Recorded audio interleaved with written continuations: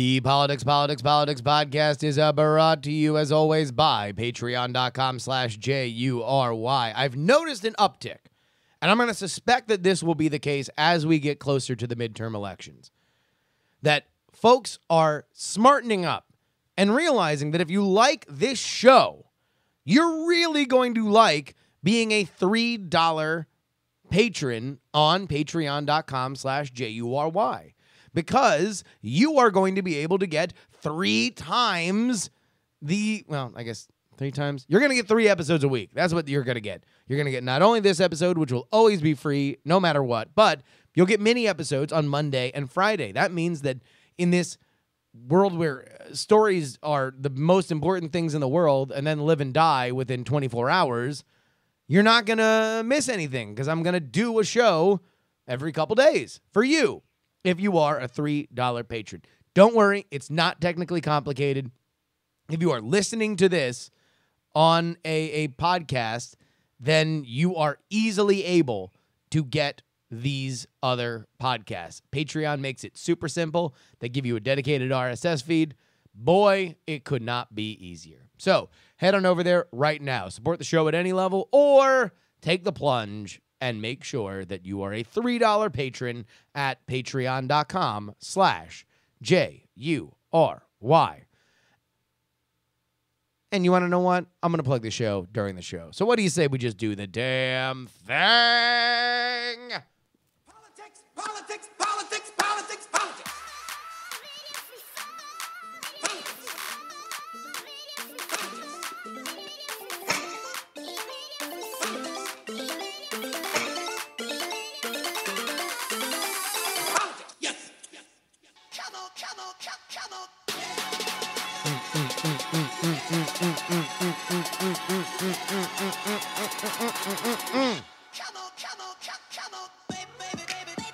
Oh, welcome.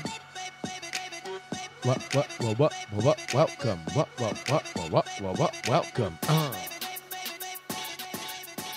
Hi, friends. It's your old pal, Justin Robert Young here, back once again to bring you the world that is and was in politics. We got a lot of stuff going on here. We got some counterintuitive stuff. We got some messy stuff. We got some like traditional conspiracies. Here's something we're not really going to talk about. This popped off on Twitter last night. Donald Trump's lawyer came out and said that, yeah, I paid Stormy Daniels a bunch of money. What about it? I know there's been some FEC filings and maybe there was some issues, right? Maybe there was money reimbursed. Well, guess what? I paid Stormy Daniels over $100,000 out of pocket. Yeah, I did. I went down to the ATM. I went down to the bodega. I got a ham sandwich, bag of Funyuns. And then I went to the ATM and I got $150,000 out. I handed it to Stormy Daniels. And she, whatever. If you got any other problems about it, you can ask Stormy Daniels. Oh, wait. Stormy Daniels already answered that question. She said that she has never interacted with Donald Trump before. Well, then I guess you better shut the fuck up. Oh, whoa. Hold on, wait. I'll take a question in the back. Sure. Okay. Oh, was I ever reimbursed? No. I spent it of my own free will. And let me also just note, and this is actually, all this has been dramatization up till this point, but this is actually in his statement. He says, I will always protect Donald Trump.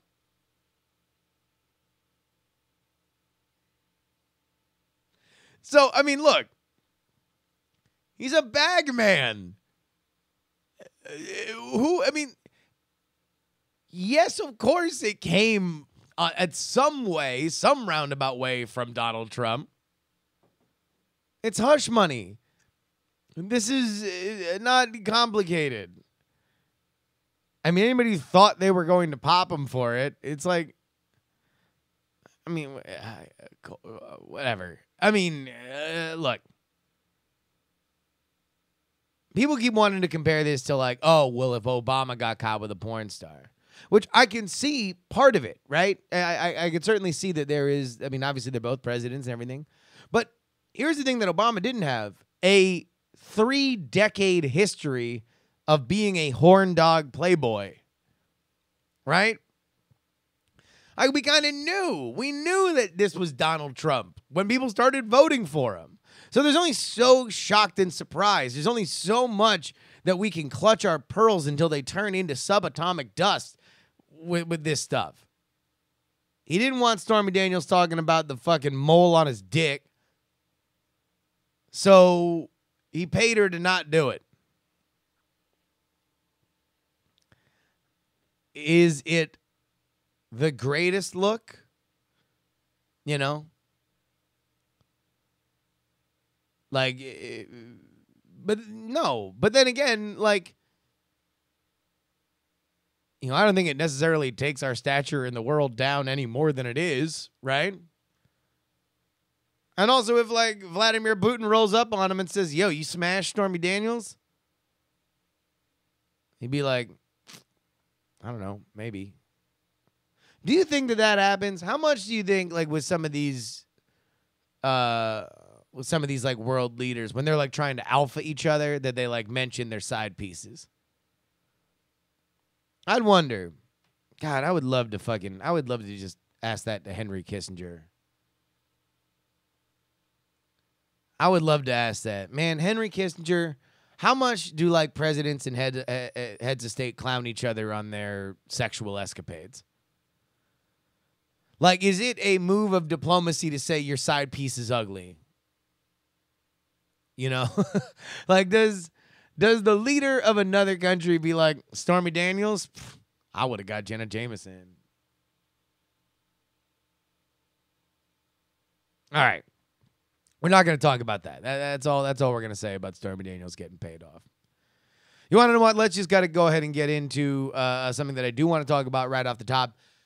My live show. Ooh, it's a live show. Ooh, it's a live show. It's happening on March 1st in San Francisco. Piano Fight is the venue. American Sex Scandal Brackets is the name of the show. We have 16 of the best, most lurid, ridiculous, and embarrassing sex scandals in American political history. We are stretching all the way back to the Founding Fathers. In fact, all I'm going to say is I'm not throwing away my shot to clown a founding father who might have had a popular musical written about him. We got old, we got new, and I will guarantee you that each and every one of them are blue. It's going to be a fun time. Here's the deal. Let me go ahead and level with y'all. Went to go see the venue this week on Monday, and the guy who runs the place hits me up and says, dude, have you looked at your ticket sales? And I said, yes, of course I have. I'm obsessive about my ticket sales. He's like, all right, well, dig this. Your projection of ticket sales are that you're going to sell out of the room you're in well before the show. And that's true. Like, we've sold the majority of that room already. So he's like, FYI, if you want to, we've got the main room that you can also run. It's a little bit more expensive, but effectively based on the tickets that you've sold now, you would already kind of have covered it.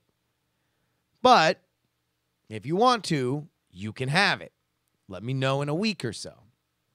So here's what I'm asking to you folks who are listening to my voice right now.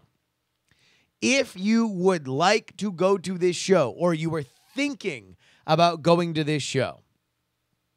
Well, go ahead and get your tickets now. I'm asking you.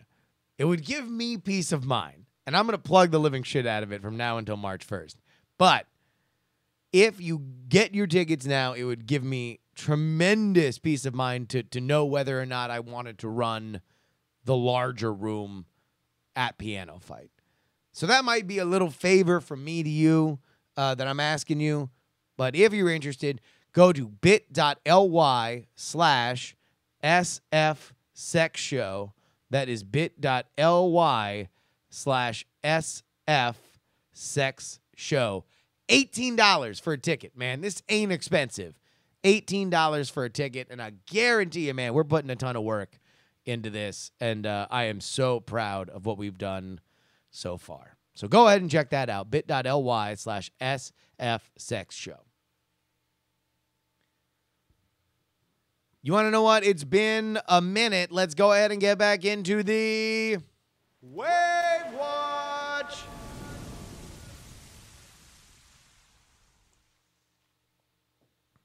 Guys, we might need to cancel the Wave Watch.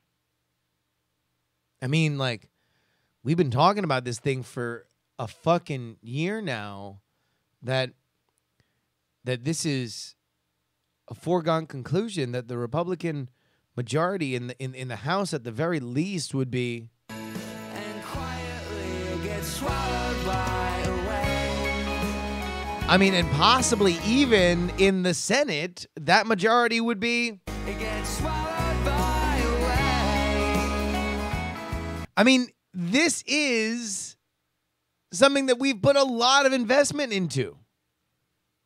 But while we're pulling all of our sound clips, while we were in Philadelphia during the last live show, we were at this dive bar, and I bothered this bartender who was not pleased at all to play a Kanye West song that we could all sing along to. That's just the wave.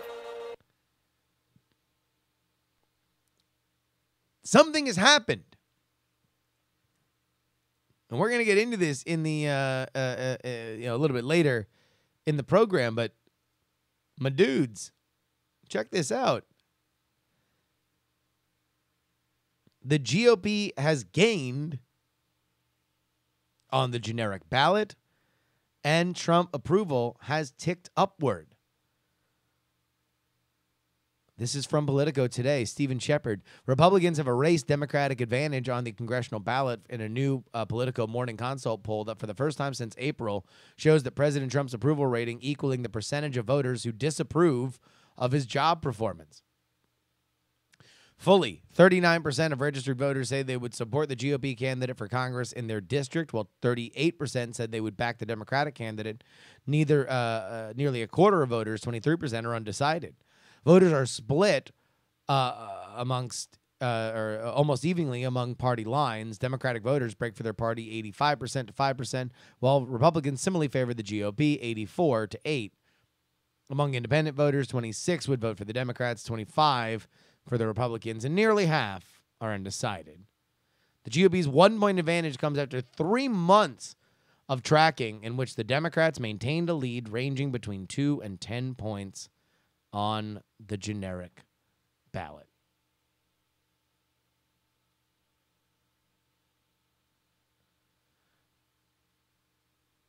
So how do you explain this? Well, one way to explain it is that getting things done in Congress generally is better for you. No matter how much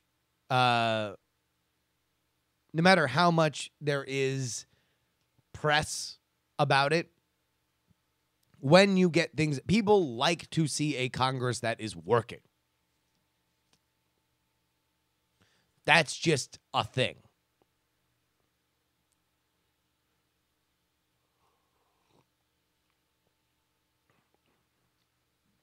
And, you know, Donald Trump came off a pretty good State of the Union. They got the tax cuts done. And now he's moving into the infrastructure deal, which in general is harder to try and take a poop on if you're the Democrats. Tax cuts, man, you got the tried and true playbook for the tax cuts. Republicans hate poor people. Republicans love rich people. These taxes are going to these taxes are going to value the rich and devalue the poor. Cool.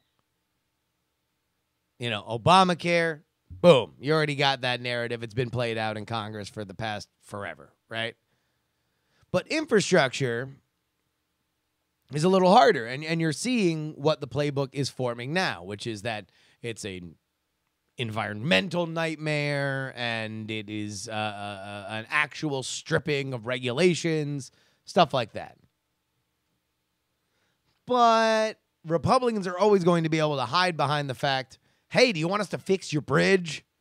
Hey, do you want us to fix the roads? We'd like to spend a lot of money to do that. So it doesn't shock me that we are seeing a little bit more of a life, a pulse, a sign of life for the Republicans in these generic ballots. But I think that there is more of a story to tell here because, you know, the other side of this is the Trump approval rating. And Politico shows him, like, pulling even. And although that seems to be a bit of an outlier, it's not totally out of the ballpark. In fact, what do you say a little early? We go ahead and get in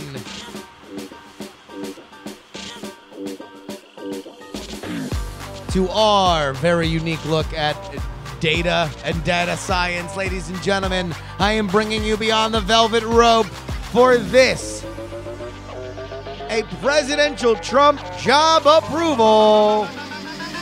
Get on the floor if you got that booty.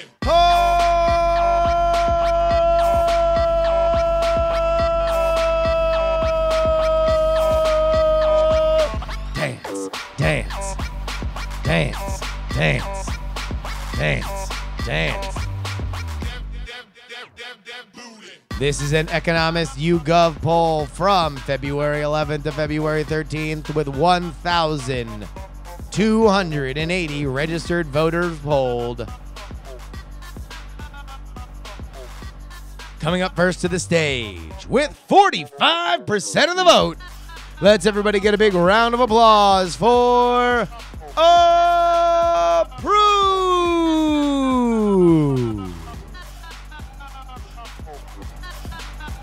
But your headliner with 50% of the vote, we have disapprove.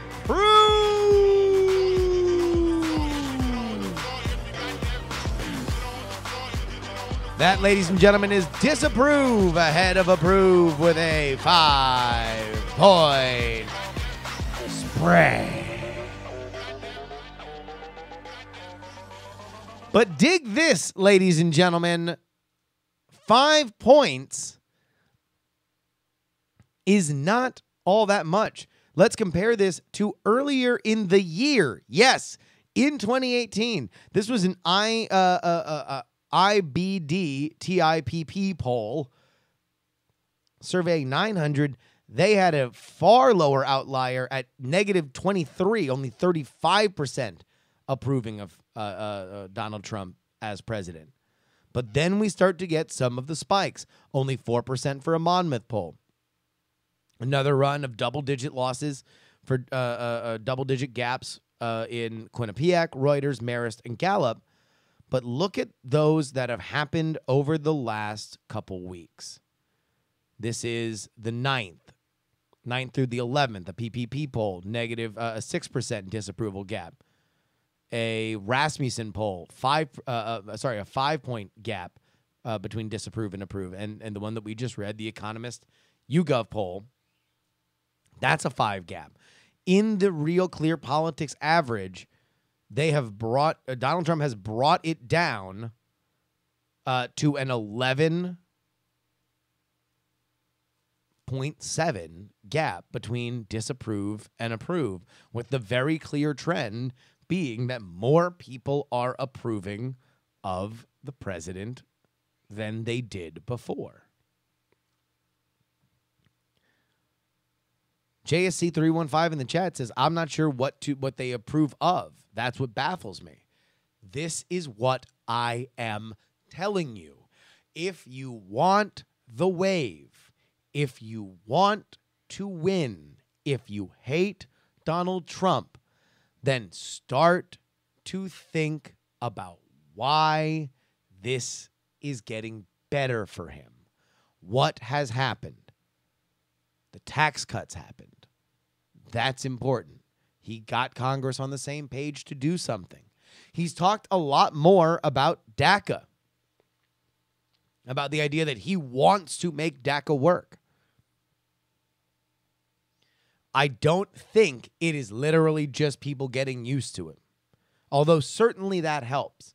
You can only stay at an 11 of outrage for so long before you start alienating people. But this is another lesson. It's not going to be hell on earth for Donald Trump forever. At a certain point, people are going to take another look at him. He's the president. That's what happens to presidents. Swearum says, are you saying that the Dems should be total obstructionists? No, I'm not saying they should be total obstructionists. Because the Republicans tried that, and they certainly did well enough to keep Obama's approval rating down to a certain extent, but Obama got Obamacare done. That made people happy. They like to see Congress doing things. I'm not saying that there's any one answer to this. I'm just saying that if you do not understand, or at least are trying to understand why this is happening, well, then I can't help you. If you think it's a foregone conclusion that everybody hates Donald Trump, I can't help you. DATV points out that there's a 7-point spread between Trump now and Obama during this time in his presidency, and a 5-point spread for Reagan. Absolutely. And I think that Donald Trump has done himself no favors when the beginning of his presidency was so fucking chaotic. However, I think that there's a little bit of a difference between those two. Well, between Donald Trump and everybody else, in that there's way more of an opportunity for the media to be shaped because there's so many more media messages now. Let's get into something else. Let's get into some more fun stuff. All right. Omarosa. Omarosa was fired. Omarosa is now in the Big Brother house. Omarosa has literally been breaking news from the CBS Celebrity Big Brother house because every once in a while she gets into a conversation with people and she spills the tea on what's happening in the White House.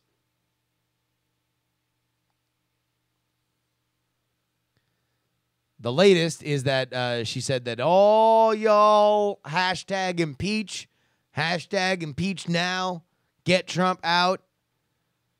All y'all should be thinking twice. Because the real scary motherfucker is not Trump, it's Pence. In her words, he believes that Jesus is telling him things that Jesus would never say. Those are Omarosa's words, not mine.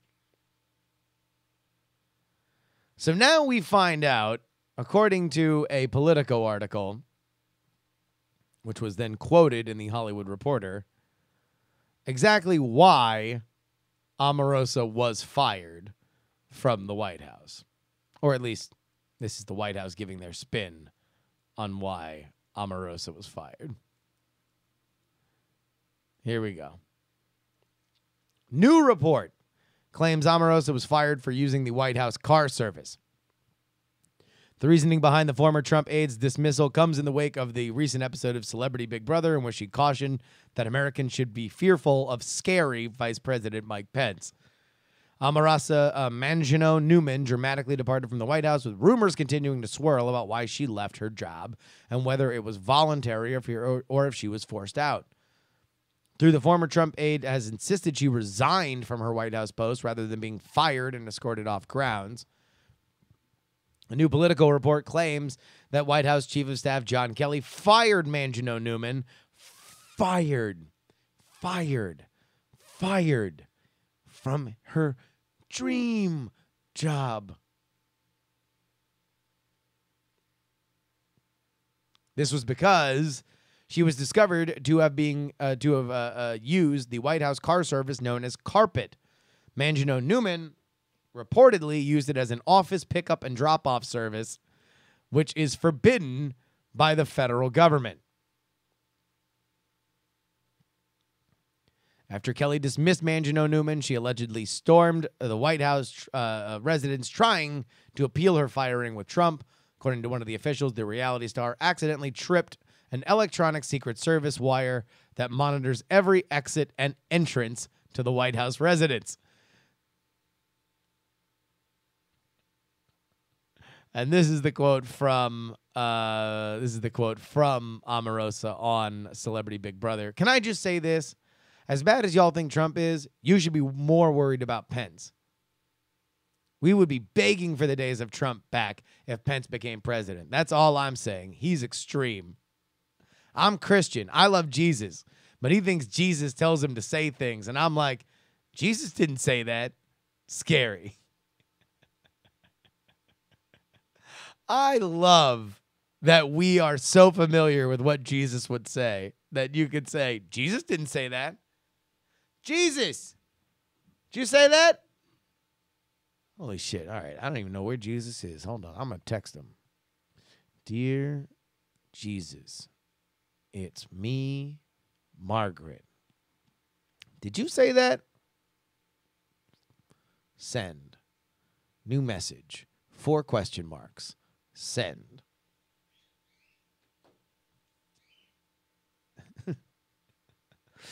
Would it shock anybody that she got fired for using amenities like it was just a luxury resort? That wouldn't be shocking.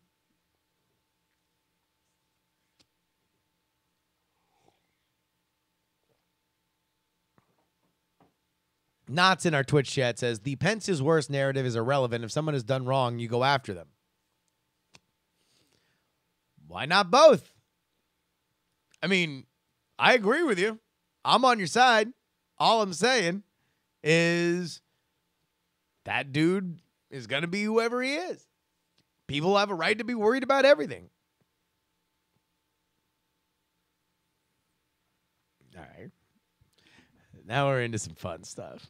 Here's something I want to talk about. Because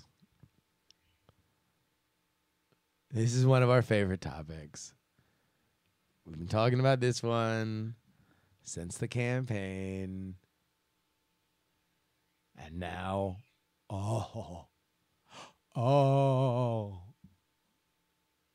it's back. As of tomorrow. As of tomorrow, we are going to see a podium.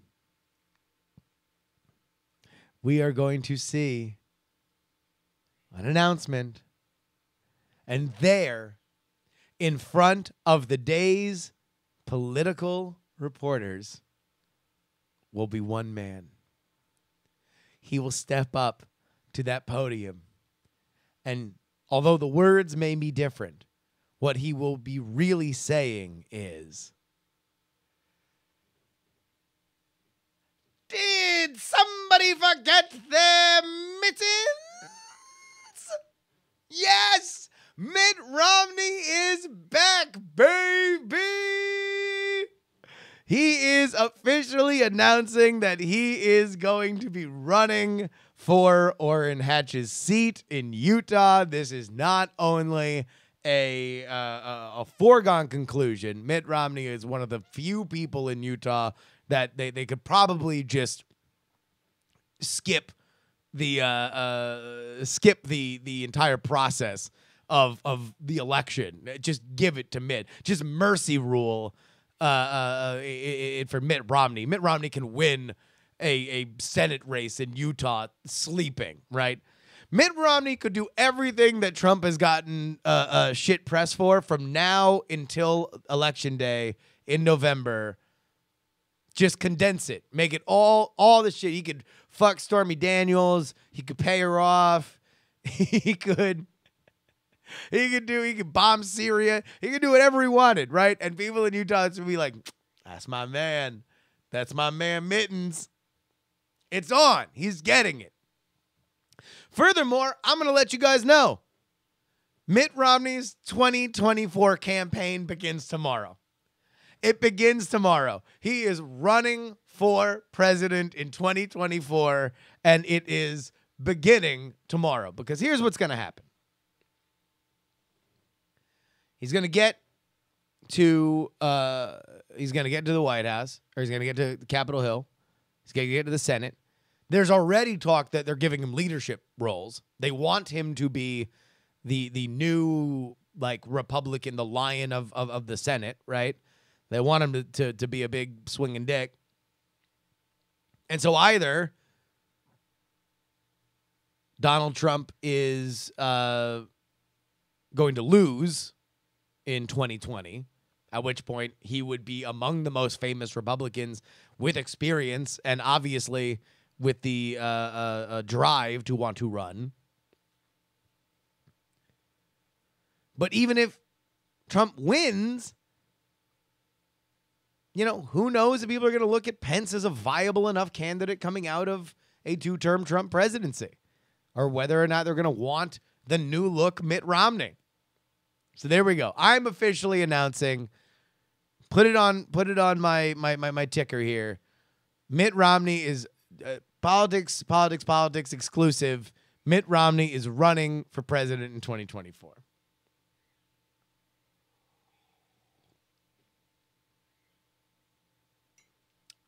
Strike It Rich says, Mitt's putting his dog back on top of the car as we speak, and it's a long drive to Washington.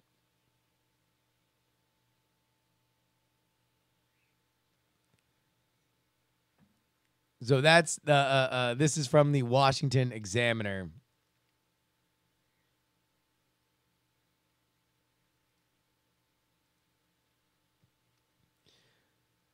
Mitt Romney will launch his Utah Senate campaign Thursday morning with a low-key announcement on social media and will make his first appearance a day later near Salt Lake City with a keynote address to a gathering of grassroots Republicans. Romney teased his run for Senate in a February 1st tweet, saying that he would have an announcement to make on February 15th. On Wednesday, Romney previewed his campaign again in a short Facebook post. Sources in Utah told the Washington Examiner that Romney would officially jump into the 2018 Senate race with a digital announcement rather than holding a staged rally with supporters. Romney, for a couple weeks, has been scheduled to be in Provo on Friday to headline the Utah County Republican Party Lincoln Day dinner. Like most of the state, Utah County is heavily Republican. The region is also amongst the most populous and politically influential in statewide campaigns. Romney is a beloved figure in Utah and isn't expected to face fierce competition in the Senate race, either in the primary or the general election. Because he would melt them. He would look with his mitt, his gigantic mitt head, and he would just shoot beams into their faces, and they would just melt.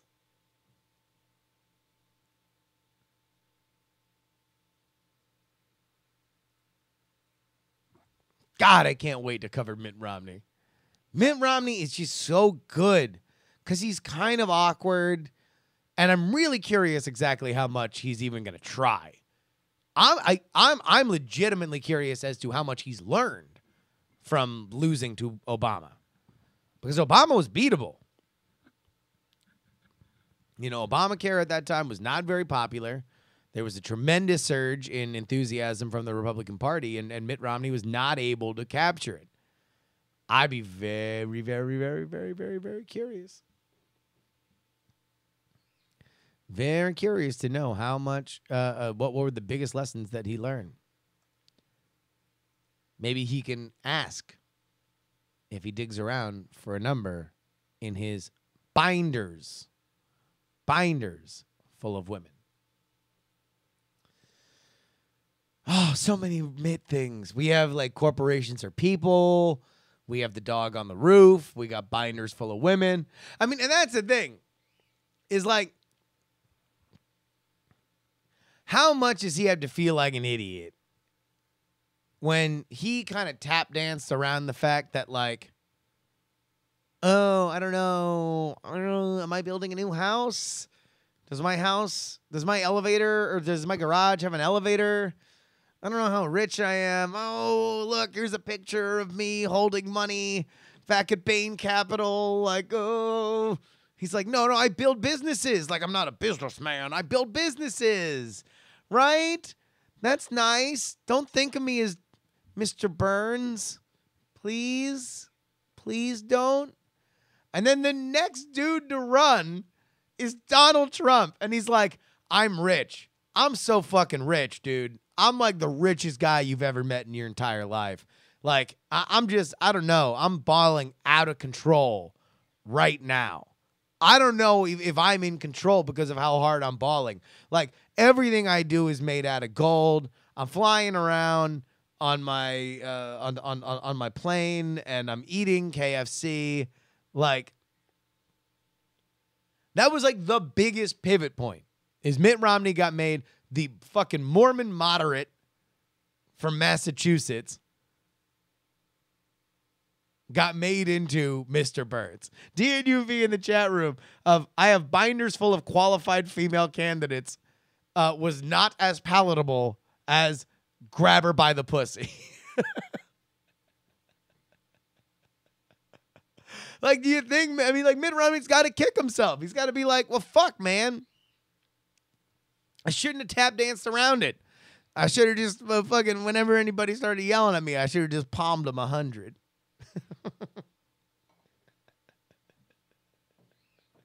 I should have just palmed him 100 and said, check inside your mitten. Don't forget your mitten, homie. Pa. Just grease that palm. Oh, man. Oh, God. I've been avoiding this story. I don't even know how I want to talk about this. I mean, obviously, look, this is a massive scandal that is happening in the White House right now. Obviously, White House aide Rob Porter, who has since been fired, is a controversial figure, specifically because Chief of Staff John Kelly has a lot of what did you know and when did you know it kind of questions to answer. The leaks have kind of been springing forth from the White House, positively early 2017-esque, right? In that everybody wants to point a finger at somebody else, and a lot of people are saying that, hey, look, John Kelly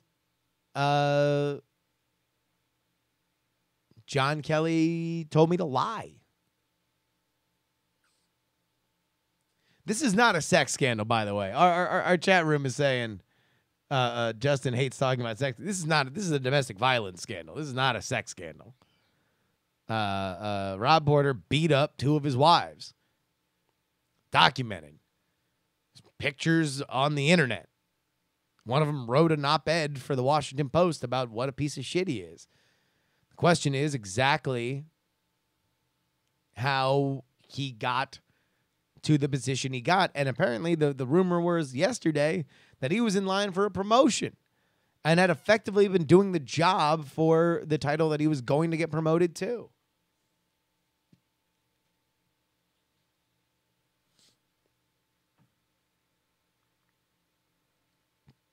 So here's the latest. House Oversight is investigating the White House's handling of Rob Porter. It's a CNN story. The House Oversight Committee is investigating the White House's handling of Rob Porter's employment. Chairman Trey Gowdy told CNN Wednesday, "We are directing inquiries to people that we think have access to information that we don't have. You can call it official, you can call it unofficial. Those words don't mean anything to me. What means something to me is that I'm going to direct questions to the FBI that I expect them to answer." Gowdy, a Republican from South Carolina, told CNN's New Day co-anchor Allison Camerota.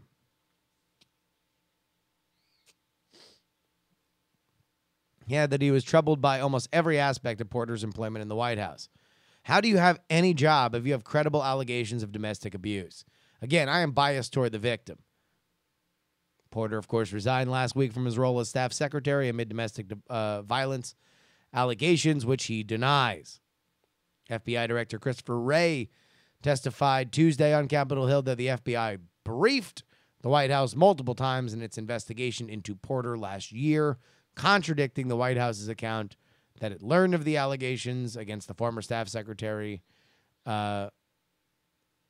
and the status of the FBI's background check investigation to determine whether Porter would be granted permanent security clearance.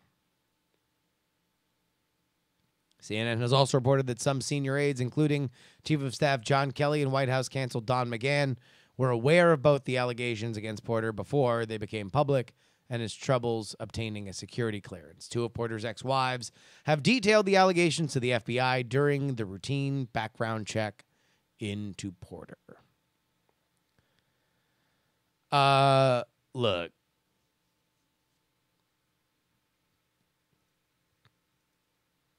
This dude is obviously a piece of shit. And people that tried to brush it off, specifically, well, in general, period, stop, not only new paragraph, new book, in this era, when we are thankfully taking a lot of these stories a lot more seriously, not only in terms of sexual behavior, but also just taking victims a little bit more seriously these days. Like, apparently this Rob Porter asshole was out here telling people that, like, oh no, she fell. That dude, like, did the she fell excuse when presented with pictures of his wife with a fucking ripe-ass black eye. What can you say? This guy's a pile of trash, and I don't know what the political fallout is going to be. This seems like something that the White House is going to hope they can just kind of sit on, and eventually it will pass. But at the same time, if John Kelly was going to get fired, this might be the time. And allegedly, see if you can follow this one here, folks. Allegedly, the reason why John Kelly might not get fired is because he's more likely to quit. Dig that. Dig that. Donald Trump would be more likely to fire him if he wanted his job more. So, good luck with all that. Maybe he should just start using the car service like Omarosa did. He'd be in the fucking Big Brother house by next week. That would be a delight. Omarosa, your new roommate is... Oh, hell no.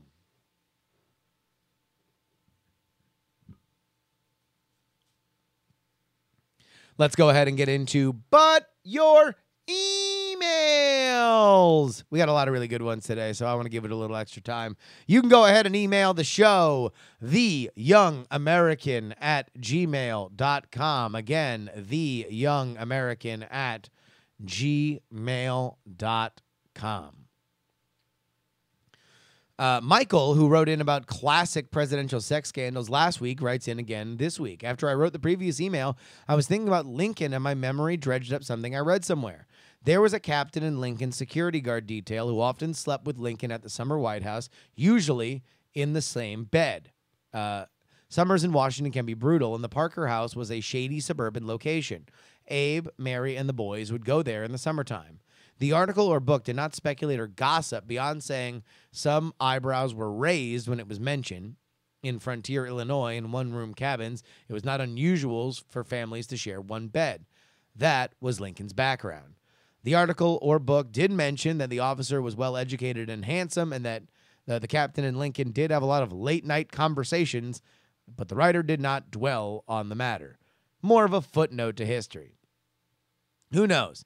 Not really a scandal in my mind, but some people would be scandalized, particularly on the Christian right. Have not done an internet search yet, but I will let you know what I find. The Lincoln had a dude stuff is kind of out there. It will not be part of the American Sex Scandals brackets as part of our live show March 1st in San Francisco.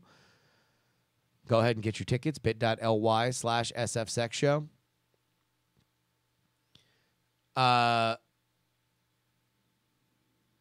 But I will tell you that there is a scandal involving a head of security, and it's not just between one-on-one. No. It's Three's Company. Keep an eye out for that. Carrie writes, thank you for wading through the grasp that is modern political reporting so I don't have to. This is the best my mental health has been while staying informed because of your 3 shows a week. Thank you so much, man. That really does mean a lot. I've always said that it is probably a bad idea if I am the only political news that you get because I'm not built for that. But I will say that I have become a little more cranky and hostile toward some of the polarization that we have in the media, specifically the idea that we are being farmed for clicks, that we are being manipulated not only by media outlets to keep us in perpetual outrage, but also by the politicians. And so if there is any way that I can be a light. All I want to be is a lighthouse. Just so you realize, if you look back over your shoulder, you're like, oh, fuck, I'm way far away from the shore. You just know. I just want to be here for you. I want to be here in a reasonable place that isn't trying to fucking manipulate you.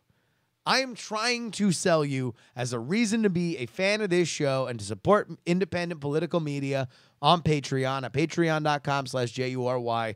My only pitch is I am going to do my best in my role as somebody who has watched political media for my entire life and been a part of the media for a very brief time to show you where I think things are getting drummed up, where you're being worked, where you're being manipulated. That's all I want to do. That's why I asked you to support. Or I would thank you to support. Yeah, listen, y'all know how I'm trying to manipulate you. Go to my live show. Please give me money on my Patreon.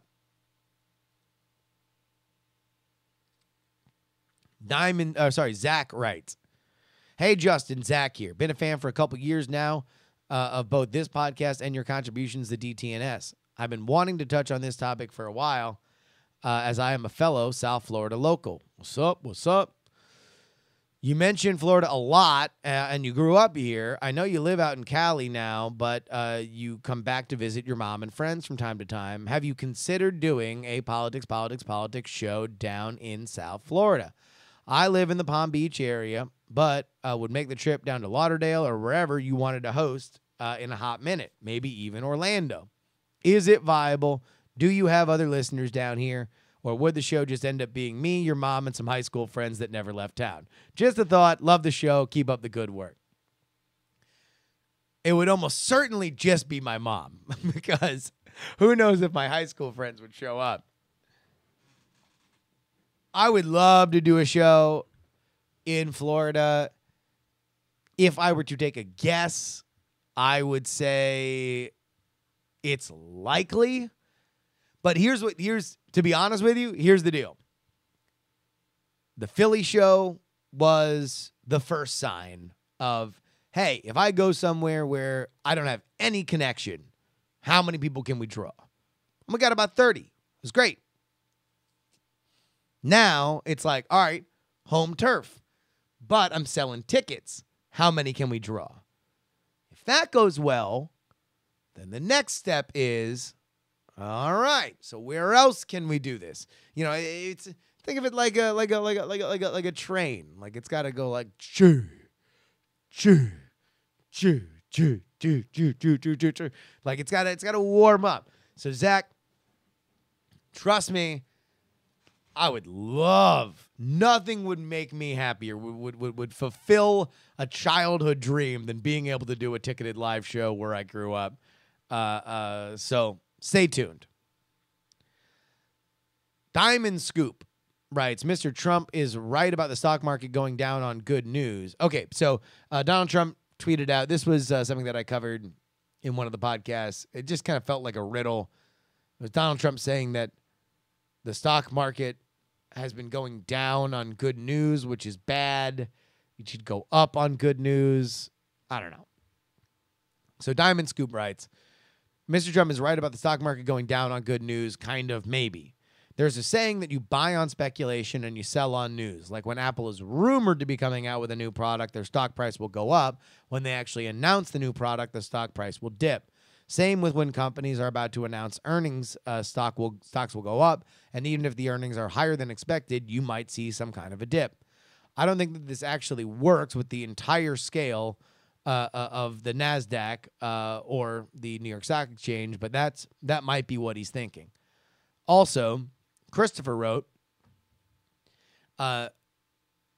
stocks went down last week because traders got worried about higher inflation. Higher inflation means that the Federal Reserve, is likely to increase interest rates. Higher interest rates is bad news for stocks twofold. Number one, for bonds, either government or commercial, are more attractive as they'll offer a higher yield relative to stocks, important to big institutions who hold both, e.g. pension funds and insurance companies.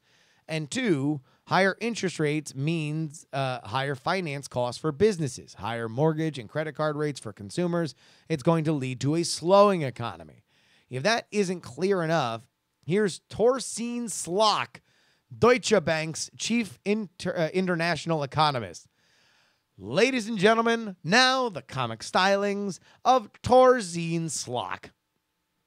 The market has been worrying more and more about an overheating of the economy. That's why rates have moved higher. And these fears culminated on Friday with wage inflation hitting a post-crisis high. And it is the threat of higher inflation and higher rates that is worrying the stock market because higher wages means lower profit margins and higher inflation means faster rate hikes from the Fed as the FOMC tries to slow down the economy and ultimately the revenue growth of the S&P 500 companies. End quote. Thanks, Torzine. We go back to Christopher. So Trump is rather incoherent, but he isn't blaming Obama and he isn't wrong per se. Keep up the good work. This is why we got the smartest goddamn listeners in the game, dog. Who else is bringing Torsten Slok to the party? Nobody. And finally, we went over an ad that was targeting Bruce Rauner last week, who is running for governor, a re-election for governor in Illinois. His opponent was clowning him and had all the Democratic boogeymen that Republicans rebel against, talk about how much they loved Bruce Rauner. And one of them was somebody that I very gingerly described as a cartoonish representation. Oh God, I'm gonna fuck this up now after I nailed it last time. A cartoonish representation, a cartoonish transphobic representation of a trans woman. Connor thought I should have been a little bit more blunt. In reference to the anti-Bruce Rauner ad, it would have been appropriate to regard the cartoonish trans woman as a man in a dress, because that's exactly what it was. It doesn't appear that the ad producers went out of their way to find an actual trans woman to represent in their video. They put a man in a dress because that's what they see trans women as. Well, there we go. Connor, you can feel free to be bold. I'm going to do my best to tiptoe through it so I can make sure that I don't accidentally blow up my fly-by-night horse shit career. Ladies and gentlemen, thank you so much for listening to this show. I say it every week, but I'm going to say it again.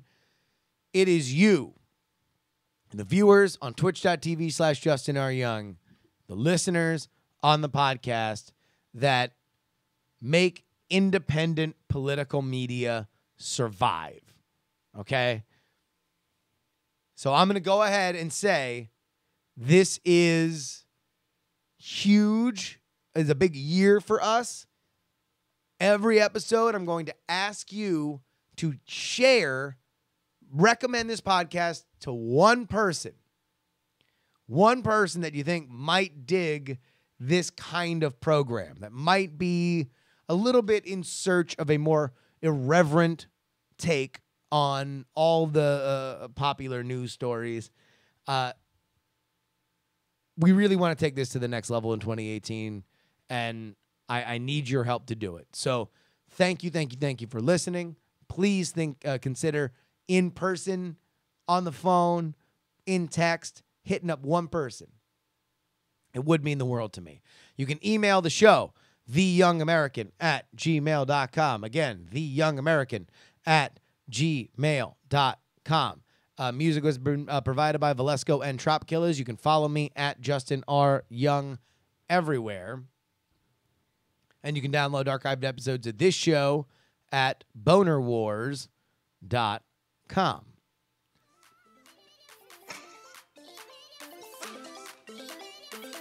Ladies and gentlemen, March 1st, San Francisco. Go to bit.ly/SF Sex Show. Till next time.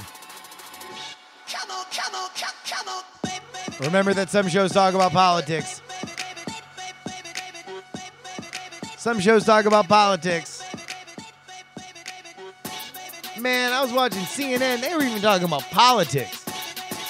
But this is the only show that talks about all three. I will see y'all next.